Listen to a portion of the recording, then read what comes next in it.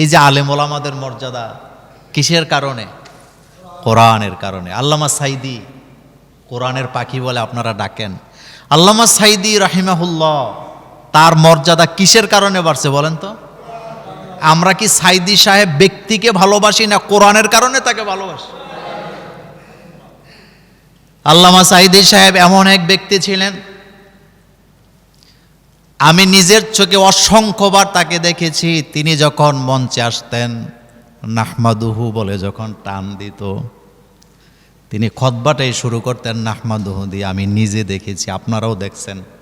তিনি যখন নাহমাদুহু বলে টান দিত, লক্ষ লক্ষ উপস্থিতির জনগণ, মাঠ কিংপতং নীরবতা হতো, এমনভাবে চুপ হয়ে যেত যেন মাঠে কোনো মানুষ নেই। এই যে সাইদি সাহেবের জন্য এত ভালোবাসা, এটা কিসের কারণে জোরে বলেন? এখনো তার প্রতি মানুষের ভালোবাসা আছে না নাই? পৃথিবীর 56টা দেশে তিনি কোরআনের তাফসির করছে। কতটা দেশ? 56টা দেশ। তাকে যখন ফাঁসির, তার ব্যাপারে যখন ফাঁসির রায়, সাজানো রায়, এটা আপনারা জানেন, এটা যখন লিখা হয়েছিল, ঘোষণা হয়েছিল, তার জন্য আন্দোলন করতে যায় বাংলাদেশে 250-র উপরে মানুষ কি দিছে? জীবন দিছে। কতজন মানুষ? 250-র উপরে বা 300-র কাছাকাছি। এখন আপনি বলেন তো, আপনারা তো শিক্ষিত মানুষ, আজ পর্যন্ত কোনো ব্যক্তির জন্য এতগুলা মানুষ জীবন দিছে আপনারা শুনছেন? একজন ব্যক্তির জন্য নাই, দৃষ্টান্ত নাই। কিসের কারণে তার মর্যাদা বলেন তো, জোরে বলবেন? তিনি বাংলাদেশের ব্যক্তি যিনি কাবাগরে ঢোকার সুযোগ পাইছেন। আমার সাথে একাধিকবার নয়, অনেকবার ওনার সাথে দেখা হয়েছে, একসাথে খাওয়ার সুযোগ পাইছি, অসংখ্যবার কথা বলার সুযোগ পাইছি। তিনি আমাকে মুচকি হাসি দিয়ে আমাকে একটা কথা বলতেন, আজকে আপনাদের সাথে শেয়ার করে। তিনি আমাকে বলতেন, মোল্লা ওমরের ভাই নাকি? মানে আমার নাম মোল্লা নাজিম। তো তখনকার সময় একটা খুব নাম ছিল সারা পৃথিবীতে, মোল্লা ওমর, আপনাদের মনে আছে? তো আমার সাইদি হুজুর কুমিল্লাতে আপনার ওই যে চৌধুরী যে মসজিদ ছিল, চৌধুরী মার্কেটের উপরে, তিনি ওখানে আমার সাথে ওখানে দেখা, আমরা মুসাফা করলাম। তো নাম জিজ্ঞেস করতেছে আলেম ওলামাদের, আমাকে জিজ্ঞেস করতেছে আপনার নাম কি মাওলানা? তখন তো আমরা ছোট, যদিও উনি কিন্তু সবাইকে খুব সম্মান করতেন। উনি মানুষকে যেভাবে সম্মান দিতেন, মনে হইতো যেন সবাইরে চিনে। তা আমাকে বলতেছিলেন আপনার নাম কি? বললাম মোল্লা নাজিমউদ্দিন। হাসি দিয়ে বলতেছে, মোল্লা ওমরের ভাই নাকি? কি মানুষ! আল্লামা জাফরি হুজুর সাইদি সাহেবের ব্যাপারে স্মৃতিচারণ করতে যেয়ে বলছিলেন যে তারা দুইজন একবার রাষ্ট্রীয় সফরে দেশের বাইরে ছিলেন। তো রাতের বেলা তারা একই রুমে ঘুমাইছে, 2 খাটে, জুতাগুলা নিচে ছিল। আল্লামা জাফরি সাহেব হুজুর বললেন যে আমি রাত্রেবেলা গভীর রাতে ঘুম থেকে জাগলাম, জাগার পরে দেখি উনি বিছানায় নাই। আল্লামা সাইদি সাহেব কোথায় নাই?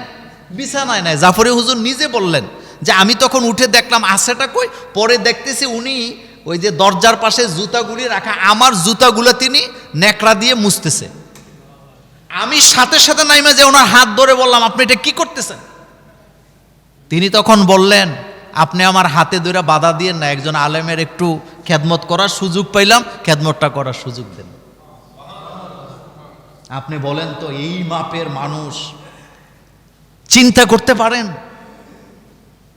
তো সুতরাং এই যে মর্যাদা বাড়াইছে, কিসের কারণে বাড়ছে বলেন তো?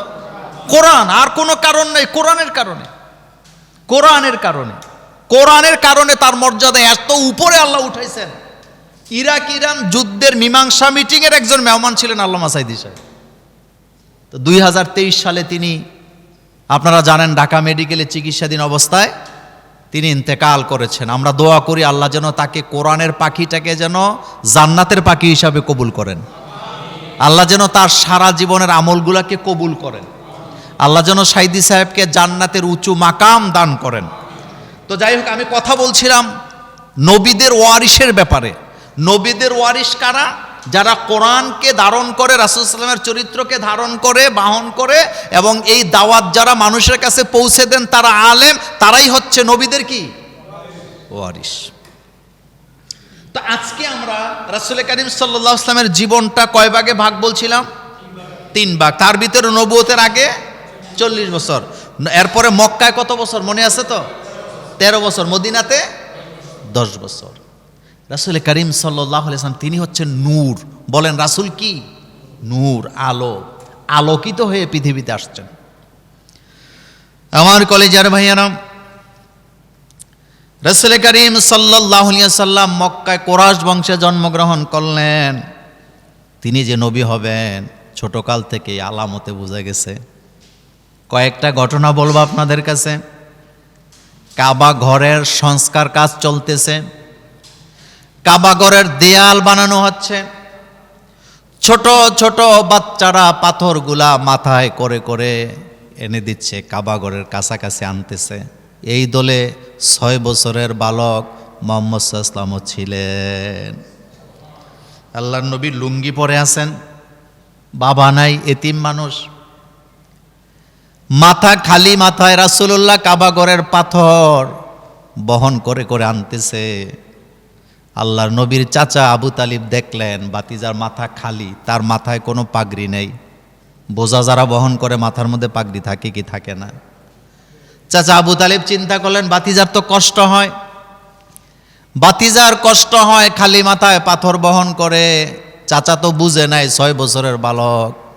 চাচার লুঙ্গিটা টান দিলেন, টান দিয়া খুলে ফেললেন। চাচার চিন্তা হইল লুঙ্গিটা দিয়া বাতিজার মাথার উপরে দেই, এরপরে যদি পাথর টানে বাতিজার কষ্ট হবে না। লুঙ্গি ধরে টান দেওয়ার সাথে সাথে 6 বছরের বালক মুহাম্মদ সাল্লাল্লাহু আলাইহি ওয়াসাল্লাম বেহুশ হয়ে গেলেন। আল্লাহু আকবার বলেন।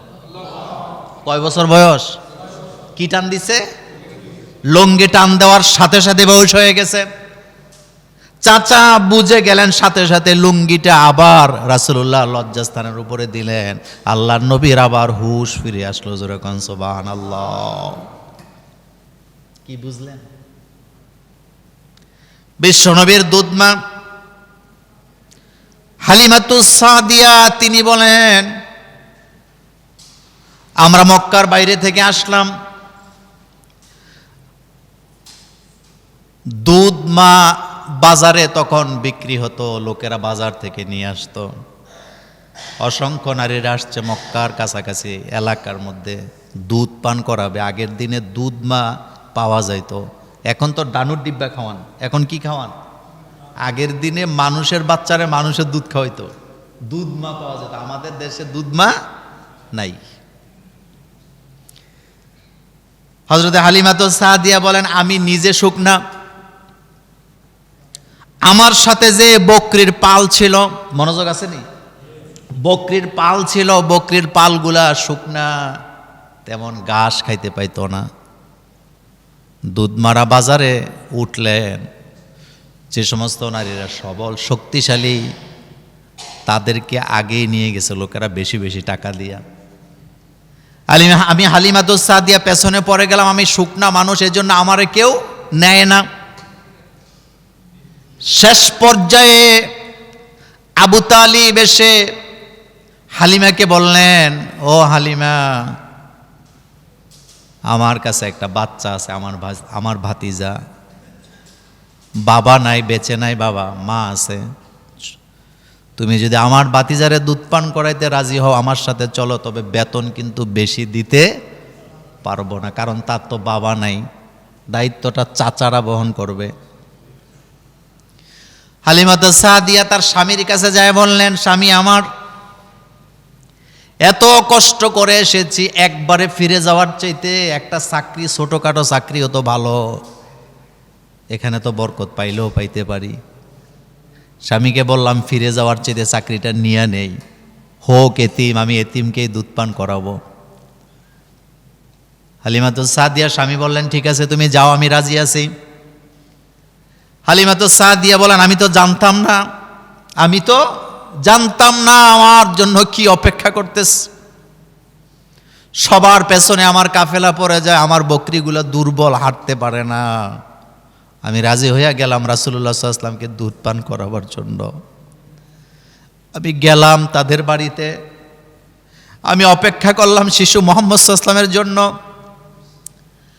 হঠাৎ দেখতে পেলাম চাচা আবু তালিব একটা বাচ্চাকে এনে আমার কোলে দিচ্ছেন। শিশু মুহাম্মদ সাল্লাল্লাহু আলাইহি ওয়াসাল্লামকে যখন আমি হালিমাতুস সাদিয়া আমি যখন কোলে নিলাম, আমি কোলে নেওয়ার পরে চেহারার দিকে তাকায় আমার চোখ থেকে পানি পড়তেছিল, কারণ এত সুন্দর বাচ্চা আমি আমার জীবনে কোনো দিন দেখি নাই। আমি আশ্চর্য হয়ে গেলাম, এটা কি চাঁদ না মানুষ? হালিমাতুস সাদিয়া বলেন, পূর্ণিমার রাত আমি একবার শিশু মুহাম্মদ সাল্লাল্লাহু আলাইহি ওয়াসাল্লামের দিকে তাকাই, আরেকবার চাঁদের দিকে তাকাই, আরেকবার আমি নিচে তাকাই, আরেকবার আমি উপরে তাকাই। আমি মুহাম্মদ সাল্লাল্লাহু আলাইহি ওয়াসাল্লামের চেহারার দিকে তাকাইয়া মনে মনে ভাবলাম, এটা কি মানুষ না চাঁদ? আমার কাছে মনে হলো যেন শিশু মুহাম্মদ সাল্লাল্লাহু আলাইহি ওয়াসাল্লাম চাঁদের চাইতে অনেক বেশি সুন্দর। আল্লাহু আকবার। এই হালিমাতুস সাদিয়া রাসূল সাল্লাল্লাহু আলাইহি ওয়াসাল্লামের বাচ্চা অবস্থার কয়েকটা ঘটনা বলেছেন। তিনি বলেন, শিশু মুহাম্মদ সাল্লাল্লাহু আলাইহি ওয়াসাল্লামকে কখনো আমি ক্ষুধার যন্ত্রণায় কাঁদতে দেখি নাই। বাচ্চারা তো ক্ষুধা লাগলে কান্দে, কিন্তু শিশু মুহাম্মদ সাল্লাল্লাহু আলাইহি ওয়াসাল্লামকে আমি বাচ্চা অবস্থায় ক্ষুধার যন্ত্রণায় কাঁদতে কখনো দেখি নাই। বরং লজ্জাস্থানের উপর থেকে যখনই কাপড়টা সরে দিত মুহাম্মদ সাল্লাল্লাহু আলাইহি ওয়াসাল্লাম, শিশু মুহাম্মদ তখন চিল্লায় চিল্লায় কান্না শুরু করে দিতেন। চিন্তা করেন তো, বাচ্চারা কাঁদে ক্ষুধার যন্ত্রণায়, আর শিশু মুহাম্মদ সাল্লাল্লাহু আলাইহি ওয়াসাল্লামের উপরে যখন কাপড় থাকতো না তখন তিনি চিল্লায় কান্না করতেন। হালিমাতুস সাদিয়া বলেন, যখনই আবার আমি কাপড়টা দিয়ে দিতাম মুহাম্মদ সাল্লাল্লাহু আলাইহি ওয়াসাল্লামের কান্না থেমে যেত। তিনি বলেন, আমার কাছে আমার কোলে একটা বাচ্চা ছিল, আমার একটা মেয়ে ছিল, সেও তখন দুধ পান করে, কারণ দুধ মা হইতে হইলে তারও তো নিজের বাচ্চা থাকা লাগে। তিনি বলেন, আমার কোলে আমার একটা মেয়ে ছিল, সেও দুধ খাইতো। মুহাম্মদ সাল্লাল্লাহু আলাইহি ওয়াসাল্লাম শিশু মুহাম্মদ সাল্লাল্লাহু আলাইহি ওয়াসাল্লাম শিশু অবস্থায়, তার মধ্যে আমি এমন ইনসাফ দেখেছি, সে কখনো আমার দুইটা দুধ খাইতো না, দুইটা দুধের মধ্যে হাতও লাগাতো না। একটা দুধ তিনি পান করতেন, আর একটাতে তিনি হাতও দিতেন না, মুখও লাগাতেন না। ওই দুধটা তার দুধ বোনের জন্য ছেড়ে দিতেন। যেরকম সুবহানাল্লাহ। আমরা মুহাম্মদ সাল্লাল্লাহু আলাইহি ওয়াসাল্লামের উম্মত, আপন বোনের হিস্সা দিতে চাই না, আপন বোনের জমি জামা তার অংশ দিতে আমরা চাই না, ফতুয়া দেই অংশ নিলে ধ্বংস হয়। আর শিশু মুহাম্মদ সাল্লাল্লাহু আলাইহি ওয়াসাল্লাম শিশু অবস্থায় দুধমার জন্য তার ইচ্ছা ছেড়ে দেয়। যেরকম সুবহানাল্লাহ। এটা কি রাসূলুল্লাহর মুজিজার মধ্যে পড়ে না? তিনি বাচ্চা অবস্থা থেকে ইনসাফ কায়েম করেছেন। আল্লাহু আকবার বলেন। এই ঘটনাগুলি নবুয়তের আগের ঘটনা শোনাচ্ছি আপনাকে আমি। আমার কলিজার ভাইয়ারা, রাসূলুল্লাহ সাল্লাল্লাহু আলাইহি ওয়াসাল্লাম কতটা জ্ঞানী ছিলেন। নবুয়তের আগের ঘটনা, মক্কার আশেপাশের যতগুলা গোত্র ছিল, কাবাঘরের একটা পাথর নিয়ে তাদের মধ্যে ঝগড়া। হাজরে আসওয়াদ, কাবা নির্মাণের পরে, কাবা পূর্ণ প্রতিষ্ঠা করার পরে, সংস্কার করার পরে হাজরে আসওয়াদটা কাবাঘরের কোনায় স্থাপন করা হবে। গোত্রে গোত্রে যুদ্ধ বিদ্রোহ লেগে আছে। মনোযোগ আসেনি? পাথরটা কারা নিয়ে এনে বসাইব, কোন নেতায় রাখবে পাথরটা এখানে, যে রাখবে তার মর্যাদা বাড়বে, তার বংশের মর্যাদা বাড়বে। এটা নিয়ে ঝগড়া চলতেছে 40 বছর। কত বছর? ঝগড়া থামে না। বিভিন্ন দলের লোকেরা, গোত্রের লোকেরা বলে আমাদের নেতা এটা এখানে রাখবে, ওমকে বলে আমার নেতা, ওমকে বলে আমাদের গোত্রের সর্দার সাহেব এটা এখানে রাখবে। ঝগড়া চলতেছে বছরের পর বছর, রক্তপাত। আল্লাহর নবী মুহাম্মদ সাল্লাল্লাহু আলাইহি ওয়াসাল্লাম বললেন, তোমরা আসো, আমি এটা সমাধা করে দিব। মক্কার কুরাইশের পণ্ডিতেরা কয়, যেই যুদ্ধ 40 বছর ধরে চলে আমরা সমাধা করতে পারি না, সেটা যুবক মুহাম্মদ সাল্লাল্লাহু আলাইহি ওয়াসাল্লাম কিভাবে সমাধা করবেন? তারা সেখানে গেলেন। আল্লাহর নবী বললেন, তোমরা এখানে কয় গোত্রের লোক আছো, দাঁড়াও। দাঁড়াইছে। তোমাদের নেতা তোমাদের থেকে একজন একজন করে দাও। একজন একজন করে গোত্র থেকে দেওয়া হলো। আমাদের গোত্র থেকে একজন, অমুকের গোত্র থেকে একজন। এবার 4 গোত্র অথবা 8 গোত্র থেকে 8 জন নেতাকে বাছাই করে দেওয়া হলো। রাসূলুল্লাহ নিজের রুমালটা বিছাইলেন, রুমালটা বিছায়া পাথরটা ওই রুমালের উপরে রাইখা এবার বললেন, রুমালের চতুর্পাশে সব গোত্রের লিডারেরা হাত লাগাইয়া এটা জায়গা মতো নিয়ে রেখে দাও, তাহলে এককভাবে দাবি করার কারো কোনো সুযোগ হবে না। মুহাম্মাদুর বলেন, মুহাম্মাদুর সাল্লাল্লাহু আলাইহি ওয়াসাল্লাম। তিনি মীমাংসা করার জন্য আসছেন। তিনি কোনোদিন স্কুলে যায় নাই, পাঠশালাতে যায় নাই, কোনো ব্যক্তির কাছে একটা অক্ষরও শিখেন নাই, কারণ শিক্ষা করার কোনো দরকারও নেই। তিনি হবেন শিক্ষক, তাকে আল্লাহ পাক ছাত্র হিসেবে দুনিয়াতে পাঠায় নাই। রাসূল করিম সাল্লাল্লাহু আলাইহি ওয়াসাল্লামের নবুয়তের আগের জীবনের কথা শোনাচ্ছি আমি আপনাকে। মক্কার লোকেরা একজনকে আলামিন উপাধি দিয়েছিলেন, যেই মক্কায় বড় বড় শিক্ষিত সাহিত্যিক ছিল। শিক্ষিত লোকের অভাব নাই, সাহিত্যের চর্চা এমন পর্যায়ে গিয়েছিল, লোকেরা সাহিত্য লিখে লিখে লিখে লিখে প্রতিযোগিতা করতেন, দেয়ালের মধ্যে লটকায় রাখতেন। একটা সাহিত্যের একটা লাইন, একটা কবিতা লিখে অথবা একটা গল্প লেখে লোকেরা লটকায় চ্যালেঞ্জ করতেন, আমারটার চাইতে সুন্দর পারলে আরেকজনে লেখা দেখাও। সেই যুগে রাসূলুল্লাহ দুনিয়াতে আসলেন, আল্লাহর নবী কারো কাছ থেকে একটা অক্ষরও শিখে নেয়, কিন্তু কোরআনের মাধ্যমে আল্লাহ পাক রাসূলুল্লাহকে এমন এক সাহিত্য দান করলেন, কোরআনের একটা লাইনের মতো লাইন বানাতে পারে এমন সাহিত্যিকের জন্ম পৃথিবীতে হয় নাই। সুবহানাল্লাহ। কোরআন এমন এক কিতাব, আপনি এটা গদ্য আকারেও পড়তে পারবেন, এটা পদ্য আকারেও পড়তে পারবেন। এই ব্যাপারে পরে আলোচনা করব। রাসূলুল্লাহর নবুয়তের আগের জীবনের কথা বলছিলাম। রাসূল করিম সাল্লাল্লাহু আলাইহি ওয়াসাল্লামকে মক্কার লোকেরা আলামিন বলে উপাধি দিলেন। আলামিন বললে কাকে বোঝায়? মুহাম্মাদুর। আল আমিন বললেই রাসূলুল্লাহকে বোঝায়। বিশ্বাস করেন, হাজার হাজার নেতা সাহিত্যিক কবির অভাব নাই মক্কার আশেপাশে, কিন্তু আল আমিন বললে একজন রেই বোঝায়। আল আমিন বললে আবু জাহিলকে বুঝায় না, আবু লাহাবকে বুঝায় না। আমার কলেজের ভাইয়েরা, যত মক্কার বড় বড় লোকেরা ছিল, উমাইয়াকে বুঝায় না, টাকা পয়সাওয়ালাদেরকে বুঝায় না। আল আমিন বললেই আপনার আমার নবীকে বোঝানো হয়। আল্লাহু আকবার। আল আমিন কয়জন বলেন? কয়জন? তিনি আমাদের নবী মুহাম্মাদুর। তো আল আমিন উপাধাটা কি নবুয়তের দায়িত্বের পরে পাইছে না আগেই পাইছে? মক্কার লোকেরা সবাই মাল সামানা নিয়ে রাসূলের কাছে জমা রাখতেন। এটা নবুয়তের আগের ঘটনা শোনাচ্ছি আমি আপনাকে। আমার কলেজের ভাইয়ারা, রাসূল করিম সাল্লাল্লাহু আলাইহি ওয়াসাল্লাম তিনি যখন যৌবন প্রাপ্ত হলেন, তার চাচা আবু তালিব কয়, ভাতিজা তুমি তো এখন বড় হইছ, আমি চাই তুমি একটা কর্ম করো। আল্লাহর নবী বললেন, কর্ম করতে আমার কোনো অসুবিধা নেই। খাদিজার বাড়িতে নিয়ে গেছে। বলেন কার বাড়ি? কেন নিয়ে গেছে? কারণ খাদিজা ব্যবসায়ী, ধনাঢ্য ব্যক্তি। হযরতে খাদিজা, আম্মাজান খাদিজা রাদিয়াল্লাহু তাআলা আনহা, তিনি একজন ধনাঢ্য ব্যক্তি, সম্পদের অভাব নাই। আবু তালিব ভাবছে বাতিজারে খাদিজার খামারে নিয়ে একটা চাকরি দেই। নিয়ে গেছে, যায় কয়, খাদিজা আমার বাতিজারে নিয়ে আসছি, আমার বাতিজাকে তোমার খামারে একটা চাকরি দাও। ঘটনা লম্বা করে বলতে চাই না, কথা আরো বলতে হবে। এবার আবু তালিবের কথা শুনে খাদিজা জিজ্ঞেস করে, আপনার বাতিজা লেখাপড়া জানেনি? আবু তালিব কয়, না, বাতিজা তো লেখাপড়া জানে না, কিন্তু সবচেয়ে জ্ঞানী। খাদিজা বললেন, লেখাপড়া জানে না, জ্ঞানী হয় কেমনে? কয়, কেমনে হয় হেডাই তো জানি না।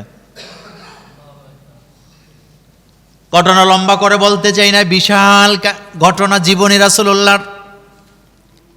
এইবার খাদিজা তাকে রাখলেন, চাকরি দেওয়া হলো। আপনার কাজ হলো মাঠের মধ্যে রাখালের কাজ করবেন, বকরি চড়াবেন। তবে খবরদার, আপনি তো গণনা জানেন না, লেখাপড়া জানেন না। বকরিগুলো যখন চড়াতে যাবেন, বাঘ, সিংহ, শিয়ালের পাল, শিয়ালের পালেরা হামলা করে অথবা হারায়া যায়, গণনার মধ্যে যেন কোনো ঝামেলা না হয়। মা খাদিজা নিজেই বলেন, এতদিন 10টা 20টা করে হারায়া যেত বকরি, কিন্তু যেদিন আমার বকরির পালের দায়িত্ব বালক মুহাম্মদ সাল্লাল্লাহু আলাইহি ওয়াসাল্লামকে দেওয়া হলো, সেদিন থেকে একটা বকরিও হারায়া যায় না। এখানে এই ঘটনা শেষ নয়। মুহাম্মদ সাল্লাল্লাহু আলাইহি ওয়াসাল্লাম গেলেন বকরি নিয়া পাহাড়ের কিনারায়, মরুভূমির প্রান্তরে ছাগল বকরি চড়াইতে গেছে। বিশ্ব নবী, সোজা কথা না। আশেপাশের রাখালেরা সাক্ষী দিলেন, আমরা বকরি চড়াই এমন ঘটনা জীবনে কোনোদিন দেখি নাই।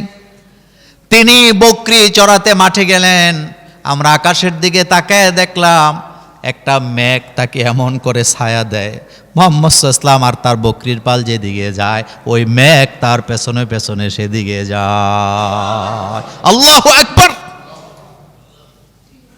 নবীকে চিনি নেই, জিলাফি খাওয়ার মধ্যে সীমাবদ্ধতা শেষ। নবীকে চিনি।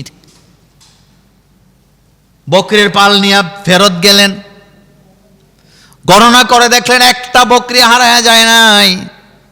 হযরতে খাদিজা ঘোষণা দিলেন, এই লোককে মাঠে ময়দানে আর রাখা যাবে না, আমার পুরা কোম্পানির তারে এমডি, ম্যানেজিং ডিরেক্টর বানায়া দিলাম। সুবহানাল্লাহ। বাজ্যে কয়ে এখানে শেষ হয় নাই। খাদিজার ফুফুরা, কার ফুফুরা? খাদিজার ফুফুরা আর রাসূলুল্লাহর ফুফুরা আলোচনা শুরু করে দিছে, খাদিজার মধ্যে আর মুহাম্মদ সাল্লাল্লাহু আলাইহি ওয়াসাল্লামের মধ্যে বিয়া হওয়া জরুরি। একজন ব্যবসায়ী, আরেকজন আমানতদারিতা। আশ্চর্য হবেন, বিয়েটা কিন্তু রাসূলুল্লাহ সাল্লাল্লাহু আলাইহি ওয়াসাল্লাম আর খাদিজার একক সিদ্ধান্তে হয় নাই, দুই পরিবারের মধ্যে বিশাল আলোচনা হয়েছে। সুবহানাল্লাহ কোন। আলোচনার পরে তারপরে বিয়ে হয়েছে। রাসূলুল্লাহর বয়স 25 বছর, আম্মাজান খাদিজার বয়স 40 বছর। 25 বছরের যুবক 40 বছরের একজন নারীকে বিয়ে করলেন। সেই খাদিজা নিজেই সাক্ষী দিলেন, নবুয়তের আগে 15 বছর রাসূলুল্লাহর ঘর সংসার করছি। কয় বছর? 25 থেকে 40, কয় বছর? মা খাদিজা বলেন, নবুয়তের আগে 15 বছর মুহাম্মদ সাল্লাল্লাহু আলাইহি ওয়াসাল্লামের ঘর সংসার করেছি, কোনো দিন একটা মিথ্যা কথা বলে নাই, আমারে ধমকি দিয়ে কথা বলে নাই, চোখ রাঙ্গানি দিতেও আমি দেখি নাই। সারাটা জীবন আমার সাথে আমার সহযোদ্ধা হিসাবে আমাকে সুযোগ দিয়েছে। যখন সুবহানাল্লাহ। পৃথিবীতে যত পীর আছে, বর্তমানে বলেন অতীতে বলেন, মুরিদ আছে, কিন্তু বউরে মুরিদ করাইতে পারেনি। ঘরে যায় দেখেন গন্ডগোল আছে। আমি তো অসংখ্য পীরের পরিবারে খাওয়ার যাওয়ার সুযোগ পাইছি, ঘরের মধ্যে গন্ডগোল আছেই। আর কিছু না হোক, অন্তত খেলাফতটা নিয়ে ভাইয়ে ভাইয়ের মধ্যে কি আছে? নিজের বউকে কোনো পীর মুরিদ বানাতে পারে না। কিন্তু হেরা গুহায় রাসূলের উপরে যখন কোরআন নাজেল হলো, প্রথম দাওয়াতটাই নিজের বউর কাছে নিয়ে গেছে। সুবহানাল্লাহ কোন। হযরতে খাদিজার কাছে যাইয়া রাসূলুল্লাহ কয়, খাদিজা আমারে কম্বল দিয়া ঢেকে দাও, আমি ভয় পাইছি, এই এই ঘটনা ঘটছে। হযরতে খাদিজা রাদিয়াল্লাহু তাআলা আনহা বললেন, রাসূল গো, তখনও তো রাসূল হয় নাই, বললেন আবুল কাসেম, আবুল কাসেম, আপনি ভয় পায়েন না, কারণ দুষ্ট জিন আপনার উপর আক্রমণ করতেই পারে না। ছোটকাল থেকে আমি 15 বছর আপনার সাথে ঘর সংসার করছি, আপনি সত্য কথা বলেন, সত্যবাদী, আপনি মানুষের কোনো ক্ষতি করেন না, আপনি কখনো আমানতের খেয়ানত করেন না, এমনকি আমার সাথে দুর্ব্যবহারও কখনো করেন নাই, আপনি বিধবাকে আশ্রয় দেন, এতিমের সাহায্য করেন, সুতরাং আপনাকে দুষ্ট জিন আক্রমণ করতে পারে না। আপনি যে নবুয়ত প্রাপ্ত হয়েছেন, আপনি যে নবী, আমি খাদিজার কোনো সন্দেহ নাই। এতটুকু বলে তিনি থামেন নাই, তিনি বলেন, আমি আপনার প্রতি ঈমান আনলাম, আশহাদু আল্লাহ ইলাহা ইল্লাল্লাহু ওয়া আশহাদু আন্না মুহাম্মাদান আবদুহু ওয়া রাসূলুহু। আল্লাহু আকবার। স্ত্রী বলতেছেন, আমি সাক্ষ্য দিচ্ছি আপনি আল্লাহর প্রেরিত রাসূল, আল্লাহ ছাড়া কোনো মাবুদ নেই, আপনি যে নবী, আমার কোনো সন্দেহ। খাদিজা ঈমান আনলেন নারীদের মধ্যে প্রথম। এরপরে গেলেন বাল্য বন্ধুর কাছে দাওয়াত নিয়ে, হযরত আবু বকর সিদ্দিক রাদিয়াল্লাহু তাআলা আনহুর কাছে গেলেন। যায় বলেন, আবু বকর এই ঘটনা ঘটছে, আমার উপরে নবুয়তের দায়িত্ব দেওয়া হয়েছে, ওহী নাযিল হয়েছে। হযরত আবু বকর সিদ্দিক তো ছোটবেলার বন্ধু, একসাথে বড় হয়েছে, 1 সেকেন্ড দেরি করেন নাই, ডাইরেক্ট ঘোষণা দিলেন, ও বন্ধু, ছোটকাল থেকে আমি আপনাকে চিনি, আমি আগেই মনে মনে ভাবতাম আপনিই নবী হবেন, সুতরাং আপনি যে নবী আমার কোনো সন্দেহ নাই। নবীজি কাউকে গালি দেয় নাই, নবীজি কাউকে কটু কথা বলে নাই, নবীজি কাউকে আঘাত করে কথা বলেন না, গালি দেয় না। নবীজি কখনো বিরোধী দল অর্থাৎ নবীর বিপরীতে যারা ছিল তাদেরকে কখনো গালাগালি করেন না, কটু কথা বলেন না, চরিত্র হরণের চেষ্টা করেন না। আর আমরা নবীর উম্মত হইয়া গালাগালি অহরহ চলতাছে, এই ঘটনা আমাদের সমাজে আছে না? না, মানুষের আচরণ দেখলে মনে হয় যেন সে জান্নাতের সার্টিফিকেট পেয়ে ফেলছে। মানুষকে ছোট করে কথা বলা, গালি দেওয়া, মানুষকে কটু কথা বলা, কারো ইজ্জত নিয়ে টানাটানি করা, এটা কখনো রাসূলুল্লাহর আদর্শ হতে পারে না। রাসূল কারীম সাল্লাল্লাহু আলাইহি সাল্লামের ব্যাপারে আল্লাহ পাক বলছেন,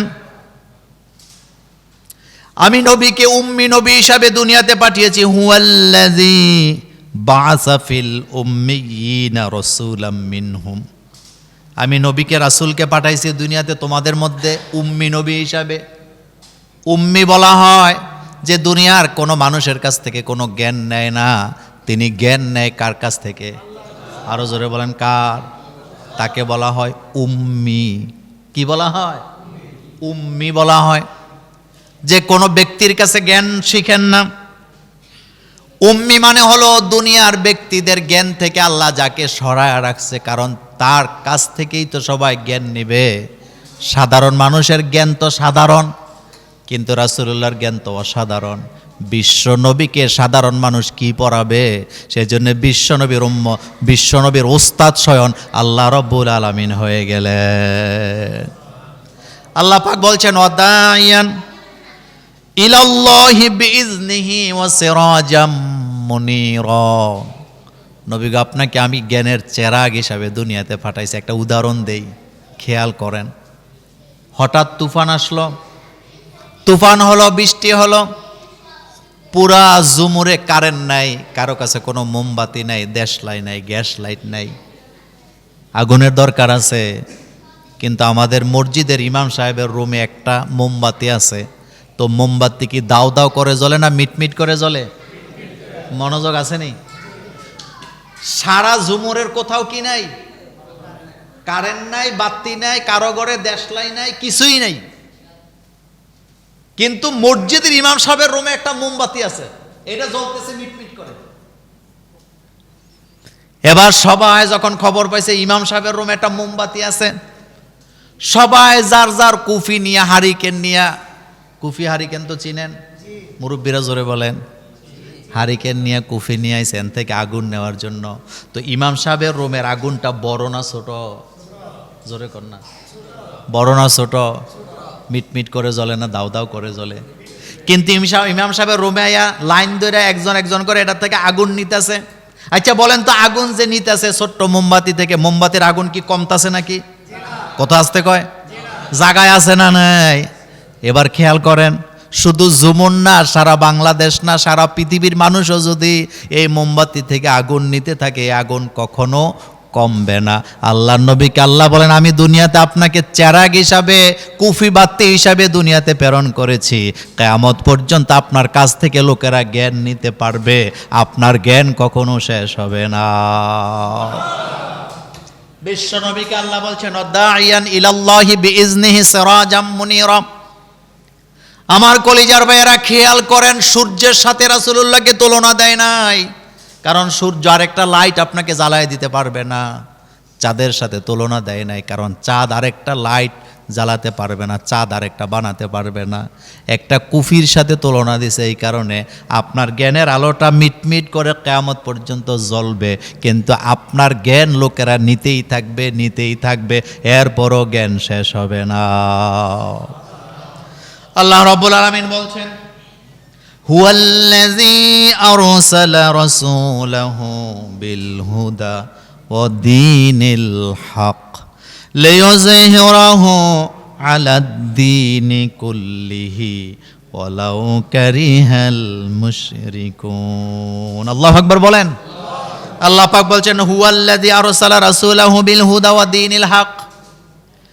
আল্লাহ রাব্বুল আলামিন তার রাসূলকে দ্বীনে হক আর হেদায়েত সহকারে দুনিয়াতে প্রেরণ করেছেন।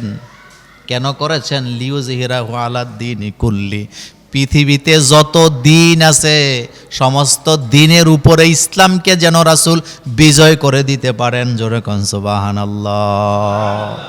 আমার কলেজার ভাইয়ারা,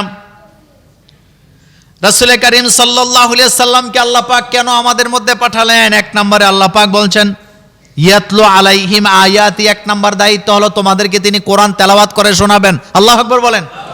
কি কি তেলাওয়াত করে শোনাবেন? গান শোনাবে না কোরআন শোনাবে?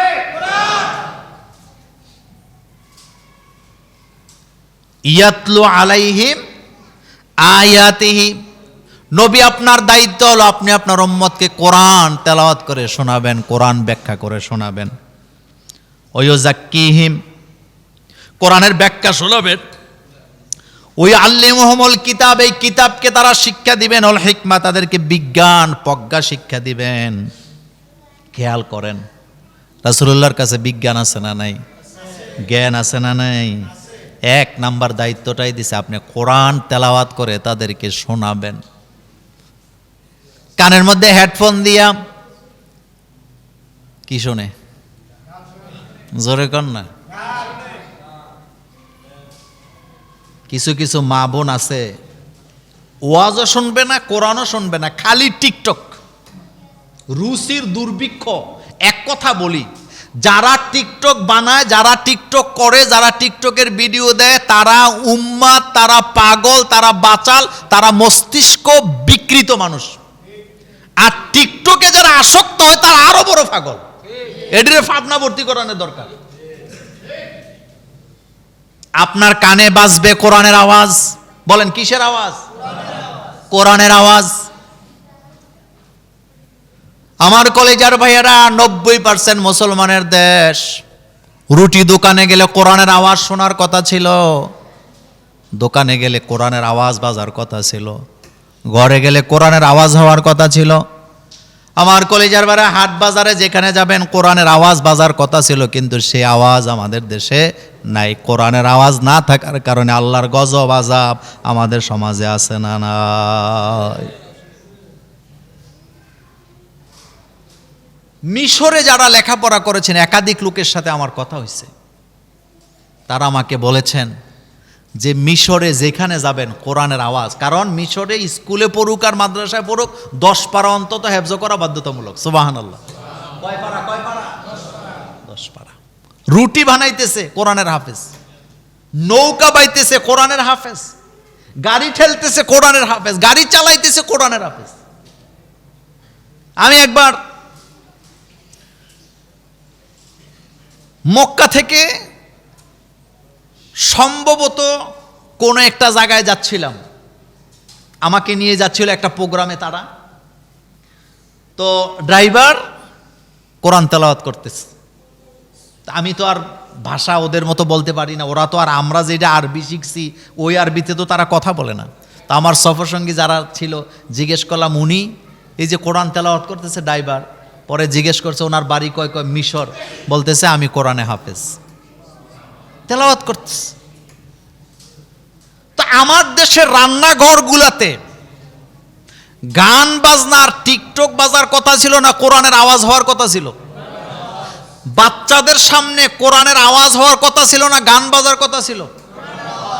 কিন্তু কোরআনের আওয়াজ আসেনি। আল্লাহ নবীকে আল্লাহ বলছেন ওই আল্লিমুহুমুল কিতাব, আপনার দায়িত্ব হলো তাদেরকে কিতাব শিক্ষা দিবেন। বিশ্বাস করেন, ছেলেকে যেই পর্যায়ে লেখাপড়া করান না কেন, কোরআন আপনি পড়াতে পারেন নাই, আপনি ব্যর্থ বাবা, আপনি ব্যর্থ মা। কারণ যার বাচ্চারা কোরআন পড়তে জানে না, তারা তাদের জন্য দোয়াও করতে জানে না, কারণ দোয়াটাও কোরআনে আছে না নাই? আল্লাহ পাক বলছেন মা বাপের জন্য সব সময় দোয়া করবা, রব্বির হামহুমা কামা রব্বায়ানি সগীরা। পড়েন সবাই, রব্বির হামহুমা কামা রব্বায়ানি সগীরা। তো রাসূল সাল্লাল্লাহু আলাইহি ওয়াসাল্লামের দায়িত্ব হচ্ছে তিনি কোরআন শিখাবেন। বলেন কি শিক্ষা দিবেন? ওই আল্লিমুহুমুল কিতাব, এরপর ওয়াল হিকমা, হিকমত শিখাবেন। আমার কলিজার ভাইয়েরা, নামাজ আমরা পড়ি, কিন্তু নামাজের আয়াত আল্লাহ প্রথম নাজেল করেন নাই। রোজা আমরা রাখি, রোজার আয়াত আল্লাহ প্রথম নাজেল করে নাই। যাকাত আমরা দেই, যাকাতের আয়াত আগে নাজেল করে নাই। হজ আমরা করি, হজের আয়াত আল্লাহ নাজেল আগে করেন নাই। আমরা কালিমা পড়ি, জিকির করি, আয়াত আল্লাহ আগে নাজেল করে নাই। প্রথম যে আয়াতটা আল্লাহ নাজেল করেছেন সেটা হলো ইকরা বিস্মি রব্বিকাল্লাযী খলাক, পড়ো তোমার প্রভুর নামে যিনি সৃষ্টি করেছে। সৃষ্টি কে করছে? তো পড়া হবে কার নামে? আরো জোরে বলতে হবে। মানব রচিত শিক্ষানীতি নিয়ে আপনি জাতিকে কখনো সঠিক পথ দেখাতে পারবেন না। যিনি বানাইছেন তিনি শিক্ষা দেবেন। কারণটা কি শোনেন। এই যে আমার হাতে একটা ঘড়ি দেখতেছেন, অথবা আরেকটু সহজ করে বলে আপনারা যে মোবাইল কিনেন, মোবাইলের সাথে একটা গাইড বুক থাকে নাকি থাকে না? কথা কন না কেন? এটারে কি কয়? মোবাইলের একটা নোটবুক, গাইড বুক থাকে। একটা মেশিন কিনবেন, এটার সাথে একটা গাইড বুক থাকে। একটা এসি কিনবেন, এটার সাথে একটা গাইড বুক থাকে। কেন থাকে? কারণ কোম্পানি জানায় দেয় এটা কোন জায়গায় টিপ দিলে অন হবে, কোন জায়গায় দিলে অফ হবে, কোন জায়গায় দিলে ঠান্ডা হবে, কোন জায়গায় দিলে গরম হবে, কিভাবে এটা অপারেট করবেন এটা দেখায় দিছে। পঙ্খানো রূপে কখনো যদি নষ্ট হয় কিভাবে ঠিক করবেন সব বলা আছে নাকি নাই? এবার বলেন মানুষ বানাইছে কে? তো মানুষগুলা কোন পথে গেলে, কোন শিক্ষা নিলে ভালো পথে চলবে, এটা সবচেয়ে ভালো জানেন কে? আল্লাহ পাক মানুষ বানায় এক গাইড বুক সাথে দিছে, গাইড বুকের নাম কোরআন। বলবেন আগেও কিতাব আছে নাকি নাই? কিন্তু শেষ নবীর উম্মতের জন্য গাইড বুক হিসাবে আল্লাহ কি দিছে? জোরে বলবেন, আরো জোরে কোন কি দিছেন? কোরআন। কোরআন কোরআন কোরআনে কি নাই? কি নাই কোরআনে? আমি যদি আপনাদেরকে প্রশ্ন করি, পৃথিবী সৃষ্টির আগের কথা কোরআনে আছে না নাই? আদম নবীর সৃষ্টির আগের কথা কোরআনে আসেনি? পরের কথা আছে না নাই? আবার ধ্বংস হবে কিয়ামতের পরের কথাও কোরআনে আছে নাকি নাই? এই কথাটা নবীজিকে বলেন ওই আল্লিমুহুমুল কিতাব, আপনি তাদেরকে কিতাব শিক্ষা দিবেন। ওয়াল হিকমা, হিকমত শিক্ষা দিবেন, জ্ঞান প্রজ্ঞা আপনি তাদেরকে শিখাবেন। হিকমা কাকে বলা হয়? হিকমার মানে হলো আমার কলিজার ভাইয়েরা, শুধু লেখাপড়া করলে হবে না, এটাকে বলা হয় প্রজ্ঞা তৈরি করা, যোগ্য ব্যক্তি তৈরি করা। হযরত আবু বকর রাদিয়াল্লাহু তাআলা আনহু, হযরতে ওমর রাদিয়াল্লাহু তাআলা আনহু, হযরতে ওসমান, হযরতে আলী রাদিয়াল্লাহু তাআলা আনহু, তাদেরকে রাসূলুল্লাহ এমন যোগ্য করে বানাইছেন, তারা শুধু রাসূলুল্লাহর সাহাবা না, তারা এক একজন রাষ্ট্র চালাবার দক্ষতা অর্জন করছে নাকি করে নাই? হযরত আবু বকর রাদিয়াল্লাহু তাআলা আনহু খেলাফতের দায়িত্ব পালন করেছেন। তিনি চলে গেছেন, দায়িত্ব নিলেন ওমর। তিনি চলে গেছেন, দায়িত্ব নিলেন ওসমান। তিনি চলে গেছেন, দায়িত্ব নিলেন আলী রাদিয়াল্লাহু তাআলা আনহু। এই মানের লোক তৈরি করলেন মুহাম্মদ সাল্লাল্লাহু আলাইহি। তিনি যখন নবুয়তের দাওয়াত দেওয়া শুরু করলেন, মক্কার কোরাইশের নেতারা রাসূলুল্লাহর কাছে এসে বললেন, মুহাম্মদ তুমিও মক্কার লোক, আমরাও মক্কার লোক, তুমিও কোরাইশ বংশের লোক, আমরাও কোরাইশ বংশের লোক, নিজেদের মধ্যে ধাক্কাধাক্কি মারামারি করে কোনো লাভ নাই, একটা কাজ করো, তুমি যদি নেতৃত্ব চাও তোমাকে নেতৃত্ব দেওয়া হবে, তুমি যদি বাড়ি চাও বাড়ি দেওয়া হবে, তুমি যদি সুন্দরী নারী চাও নারীও দেওয়া হবে, তুমি যদি প্রেসিডেন্ট হতে চাও তোমাকে প্রেসিডেন্টও বানিয়ে দেওয়া হবে, তুমি শুধু লা ইলাহা ইল্লাল্লাহ মুহাম্মাদুর এই দাওয়াতটা তুমি বন্ধ করে দাও। আল্লাহ নবী রাজি হইছে বোধহয়? আস্তে কয়, রাজি হইছে বোধহয়? আল্লাহ নবীর এর উত্তরটা কি ছিল শুনে নেন। নবীজি সাফ জানায় দিলেন, আমি নারী চাই না, বাড়ি চাই না, ক্ষমতাও চাই না, আমি তোমাদের কাছে রাষ্ট্রপ্রধানও হতে চাই না, আমি লোক তৈরি করার জন্য এসেছি। আমার দায়িত্ব হলো লোক তৈরি করা। আমি তো আসছি লোক তৈরি করার জন্য, কারণ রাসূলুল্লাহ জানেন লোক যদি তৈরি হয় ক্ষমতা অটোমেটিক রাসূলের হাতে আসে না। না, কি তৈরি করছে জোরে বলবেন, আরো জোরে বলেন, কি তৈরি করছে? কি মানের লোক? আবু বকরের মতো লোক, ওমরের মতো লোক, উসমানের মতো লোক, সুমাইয়াদের মতো লোক, খাদিজাদের মতো লোক তৈরি করেছেন। সুবহানাল্লাহ। লোক লাগে, বলেন কি লাগে? লোক। লোক। এই পৃথিবীতে অনেক দেশে ইসলাম ক্ষমতায় ছিল, টিকে নাই শুধু কিসের অভাবে? এত আস্তে গেল বনি, লোক লাগবো, লোক। আমাদের দেশে কত পীরেরা, কত দলের লোকেরা স্বপ্ন দেখে এই দেশে রাষ্ট্র ক্ষমতায় যাবে, তো আপনার লোক আসেনি। এই দেশে যদি ইসলামকে ক্ষমতায় নিতে হয় গায়ের জোরে নিতে পারবেন না।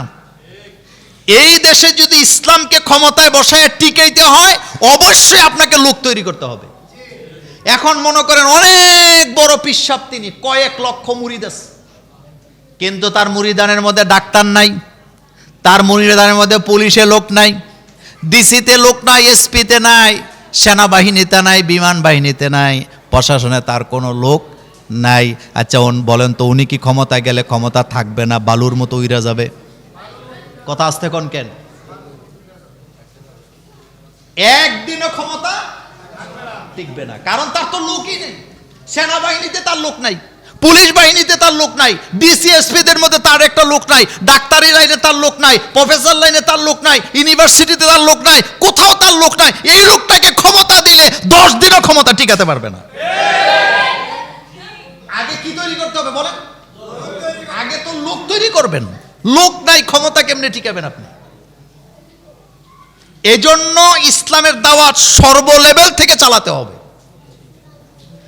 আপনি ইসলামের আইন চান, কিন্তু দেশের সেনাপ্রধান চায় না, আপনি টিকবেন? কথা আস্তে করেন কেন? আপনি ইসলামের আইন চালাতে চান, কিন্তু আপনার পুলিশ বাহিনী ইসলামের আইন চায় না, আপনি কি আইন কায়েম করতে পারবেন? মুছে তেল দেন, বড় বড় কথা বলা আর রাষ্ট্র চালানো দুইটা এক জিনিস। আমরা মাঝে মধ্যে বলি যাদের সব জায়গায় কিছু কিছু লোক আছে তারাই পারে না, আর 10-12 জন মুরিদ লই আপনি দিন কায়েম করে নেবেন, এত সোজা না, এত সোজা না। আগে লোক তৈরি করে। রাসূল সাল্লাল্লাহু আলাইহি ওয়াসাল্লাম আগে কি তৈরি করছে বলেন তো? আচ্ছা রাসূল সাল্লাল্লাহু আলাইহি ওয়াসাল্লাম যদি ইচ্ছা করতেন তাহলে মক্কায় থাকা অবস্থায় প্রেসিডেন্ট হইতে পারতেন নাকি পারতেন না? কিন্তু রাসূল কি মক্কায় প্রেসিডেন্ট হইলেন না মদিনায় যেয়ে হইলেন? একমত বুঝতে হবে। তাহলে আমরা আলোচনা শুরু করেছিলাম রাসূল সাল্লাল্লাহু আলাইহি ওয়াসাল্লামের জীবনটা কয় ভাগে ভাগ করলাম আমরা? নবুয়তের আগে 40 বছর, এরপরে নবুয়তের পরে মক্কায় 13 বছর, মদিনাতে কয় বছর? এই 63 বছর। 63 বছর রাসূল করিম সাল্লাল্লাহু আলাইহি ওয়াসাল্লামের জীবনী।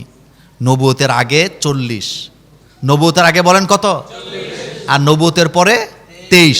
আরো মজার কথা বলি, 17 বছরের আগে এক জীবন, 17 বছরের পরে 23 বছর হিলফুল ফুজুল, আর 23 বছর নবুয়ত। সুবহানাল্লাহ। 17 বছর বয়সে একটা দল তৈরি করলেন, একটা দল যুবকরা তৈরি করলেন, রাসূল সেটার সদস্য ছিলেন। ওই দলের নাম কি ছিল? ওখানে 23 বছর, ওখানে কয় বছর? আর 40 বছর পর্যন্ত এটা চলছে। তো 17 থেকে 40 কয় বছর হয়? কয় বছর? 23। আবার ওখান থেকে নবুয়তের চালাইলেন আবার কয় বছর? 23 বছর। তার মধ্যে মক্কায় কয় বছর? 13। বলেন মক্কায় কত? 13। মদিনাতে? এবার আপনাদের কাছে প্রশ্ন, রাসূল সাল্লাল্লাহু আলাইহি ওয়াসাল্লামের নবুয়তের জীবনে দাওয়াতি কাজে মক্কায় কয় বছর? 13। জোরে বলেন মক্কায় কয় বছর? 13। কিন্তু রাষ্ট্রপ্রধান তিনি হয় নাই, লোক তৈরি করছে। মদিনাতে কয় বছর? 10 বছর। এখন প্রেসিডেন্ট হয়েছে নাকি হয় নাই? রাসূলের জীবদ্দশায় রাসূলের বিরোধিতা করছে এমন কোন লোক আজ পর্যন্ত আপনারা শুনছেন? না। রাসূল কি বললেন? খায়রুল কুরুনি কারনি, সর্বশ্রেষ্ঠ যুগ আমি মুহাম্মদ সাল্লাল্লাহু আলাইহি ওয়াসাল্লামের যুগ।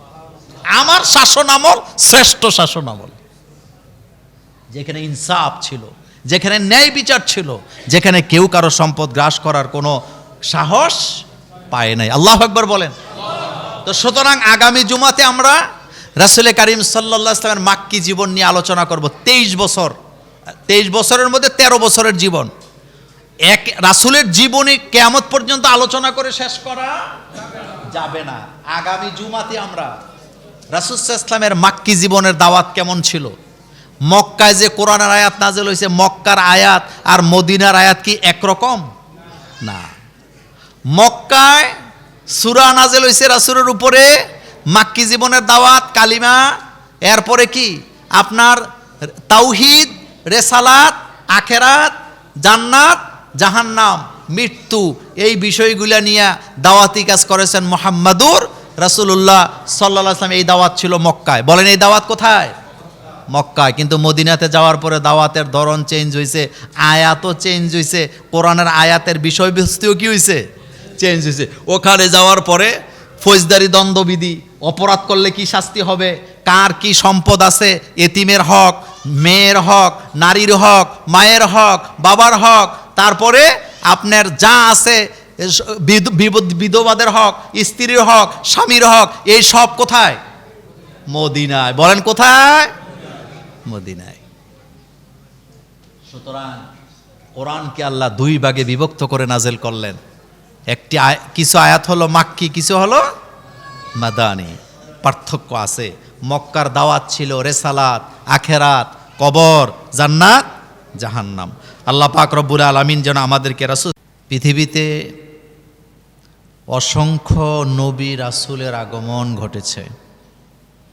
নবুয়তের এবং রিসালাতের দরজা আল্লাহ পাক বন্ধ করেছেন আমাদের প্রিয় নবী মুহাম্মদ সাল্লাল্লাহু আলাইহি ওয়াসাল্লামকে পৃথিবীতে পাঠানোর মাধ্যমে। রাসূল করিম সাল্লাল্লাহু আলাইহি ওয়াসাল্লামের জীবনটি তিন ভাগে আমরা ভাগ করতে পারি। প্রথম ভাগ হচ্ছে নবুয়তের আগে 40 বছর, এরপরে মক্কায় 10 বছর, 13 বছর, মদিনাতে 10 বছর, মোট 63 বছর। আরেকবার হিসাব করেন, নবুয়তের আগে কত বছর? 40। এটা একটা জীবনকাল রাসূলের। নবুয়তের দায়িত্ব পালন করেছেন মক্কায় 13 বছর। কত হইল? 53 বছর। আর মদিনাতে 10 বছর। কত হয়েছে? এটি হচ্ছে রাসূল করিম সাল্লাল্লাহু আলাইহি ওয়াসাল্লামের জীবন। এটা তিন ভাগে বিভক্ত। রাসূল চলে গেছেন, কিন্তু কোরআনের দাওয়াত, দ্বীনের দাওয়াত, রাসূলের যে ভিশন এবং মিশন ছিল, এটা কি থেমে গেছে না কিয়ামত পর্যন্ত চলবে? এই দায়িত্ব যারা পালন করবে তাদেরকে বলা হয় ওয়ারাসাতুল আম্বিয়া। হাদিসে রাসূল সাল্লাল্লাহু আলাইহি ওয়াসাল্লাম বলছেন আল উলামা ওয়ারাসাতুল আম্বিয়া। আলেম ওলামাগণ হচ্ছেন নবীদের কি ওয়ারিস। এই দাওয়াত চলবে, দাওয়াত কিয়ামত পর্যন্ত চলবে। আলেম বলা হয় যারা আল্লাহকে ভয় করে এবং জ্ঞান অর্জন করে, সেই অনুযায়ী আমল করে। আমাদের দেশে আলেম হইতে হইলে অনেকে মনে করে যে মাদ্রাসায় পড়া ছাড়া আলেম হওয়া যাবে না। এই কথাটা আসলে এভাবে না, এভাবে সঠিক না। কোনো ব্যক্তি যদি কোরআন হাদিসের এলেম শিক্ষা করে, যে কোনো পদ্ধতিতে হোক, মাদ্রাসায় না যাইয়া হোক, যে কোনো জায়গা থেকে কোরআন হাদিসের এলেম শিক্ষা করলো, দ্বীনি এলেম শিখলো এবং সে আল্লাহকে ভয় করে জীবন চালাইলো, সেই লোকটাই কি আলেম। কিন্তু আমাদের বাংলাদেশের লোকদের বা এই বাংলাদেশ, ভারত, পাকিস্তান এই এলাকার অনেকের আকীদা হলো যে আলেম হইতে হলে কোথায় পড়তে হবে? মাদ্রাসায় পড়া লাগবে। কথাটা আসলে এইরকম না। আজকের থেকে যদি স্কুলে কোরআন হাদিস চালু করে দেয় একেবারে কলেজ লেভেল পর্যন্ত, তো ওখান থেকে আলেম হওয়ার সম্ভাবনা আছে নাকি নেই? 100% আছে। কোনো ব্যক্তি যদি সিদ্ধান্ত নেয় আমি গতানুগতিক মাদ্রাসায় যাব না, প্রতিষ্ঠানে যাব না, কোনো আলেমের কাছে আমি জ্ঞান শিখবো, তাহলে ওই লোকটা জ্ঞানী হওয়ার পরে আলেম হইল নাকি হইল না? হইল। ইমাম বুখারী, ইমাম মুসলিম, ইমাম তিরমিজি সহ যত ইমামরা আছে তারা কিন্তু এই রকমের মাদ্রাসায় পড়ে নেই। তারা ব্যক্তির কাছে জ্ঞান শিক্ষা করেছেন। যেখানে শুনেছেন জ্ঞানী লোক আছেন ওদের কাছে তারা কি চলে যেতেন, জ্ঞান তারা সেখান থেকে নিতেন। তো আলেমরা হচ্ছে নবীদের কি, জোরে বলেন, ওয়ারিস। যারা কোরআন শিক্ষা করে, কোরআন অনুযায়ী জীবন চালাবার চেষ্টা করে, কোরআনের দায়ী যারা, তাদের মর্যাদা বাড়ায় দেন কে? নবী করিম সাল্লাল্লাহু আলাইহি ওয়াসাল্লাম বলেছেন খায়রুকুম মান তাআল্লামাল কুরআনা ওয়া আল্লামাহু, তোমাদের মধ্যে ওই ব্যক্তি উত্তম, ওই ব্যক্তি শ্রেষ্ঠ যে ব্যক্তি নিজে কোরআন শিখলো, অন্যকে কোরআন শিখাই দিল। যেরকম সুবহানাল্লাহ। আল্লাহর নবী বলেছেন খায়রুকুম, তোমাদের মধ্যে সেই উত্তম, খায়রুকুম মান তাআল্লামাল কুরআন, যে ব্যক্তি নিজে কোরআন শিখলো, ও আল্লামাহু, কোরআনকে সে শিক্ষা দিল। এই জন্য কোরআনের কারণে মানুষের মর্যাদা আল্লাহ এমনভাবে বাড়িয়ে দেন, কোরআনের ধারক বাহক যারা পৃথিবীতে তারাই হলো সবচেয়ে বেশি সম্মানিত। একটা কোরআনের পাণ্ডুলিপি আপনি যে কার্ডের মধ্যে রাখেন, যে রেলের মধ্যে, এটাও কার্ড দিয়ে তৈরি করছে। আর চেয়ার যেটাতে আমরা বসি, ওইটাও কি দিয়ে তৈরি করছে? কিন্তু দুইটার মর্যাদা কি সমান? চেয়ারের মধ্যে আমরা বসি, চেয়ারে কখনো পাও তুলে বসি, হাঁটু গেড়ে বসি, পা লাগে, কোনো সমস্যা নেই, আমরা তাকে সালাম করি না। কিন্তু যে রেল কাঠ দিয়ে তৈরি হয়েছে, এটা কোরআনের সাথে লাগার কারণে এটার মর্যাদা এত বেশি, রেলের মধ্যে কেউ ইচ্ছা করে পা লাগায় না, যদিও লাগায় আবার তারা যে চুমু খায়। এই কাঠের মর্যাদা শুধুমাত্র কোরআনের কারণে বেড়েছে। যেরকম সুবহানাল্লাহ। কিসের কারণে বাড়ছে কোন তো? কোরআন।